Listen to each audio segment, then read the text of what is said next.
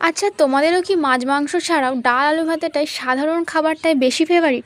হ্যাঁ, অবশ্যই। তাহলে তোমরা এই ভিডিওটার সাথে নিজেদের রিলেট করতে পারবে। ডাল আলু ভাতে থাকলে আর কিছু লাগে নাকি? আর হ্যাঁ, অবশ্যই একটা জিনিস লাগে, অমলেট না হলে ফাঁকা ফাঁকা লাগে, তাই না?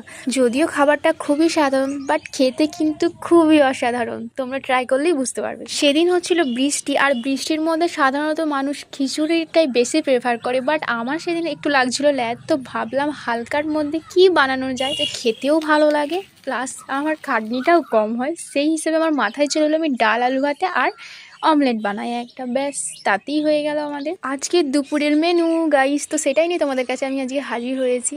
আর তোমরা কারা কারা এটা খেতে ভালোবাসো আমাকে কিন্তু অবশ্যই কমেন্ট করে জানো। আর কেউ যদি এখনও ট্রাই না, আমার যদিও মনে হয় না কেউ এখনও ট্রাই করনি, তাও তোমরা এটা ট্রাই করো। আর সাথে একটা কাঁচা লঙ্কা আর লেবু অবশ্যই রেখো। ডালের সাথে আলু ভাতের সাথে মাখিয়ে ডিমটা দিয়ে যা খেতে লাগবে না, উফ কি বলবো তোমাদেরকে। যদিও এই ভিডিওটা কিছুদিন আগের, তবুও আমার ভিডিওটা দেখেই লোভ লাগছে, তোমাদের সঙ্গে আজকে শেয়ার করছি। ভিডিওটা অনেকদিন আগের, তো খেয়েছি আমি অনেকদিন আগে, তো আমি ভুলে গিয়েছি। তো এটা দেখে মনে হচ্ছে আর একদিন এইভাবে বানাবো। আর একটা পাতিলেবু কিন্তু অবশ্যই রেখো। এইভাবে পাতিলেবুটা একটু হালকা রসটা দিয়ে ডালটা দিয়ে আলু ভাতেটা দিয়ে অমলেটটা দিয়ে যা সুন্দর টেস্ট লাগলো না গাইস, তোমাদেরকে কি বলবো।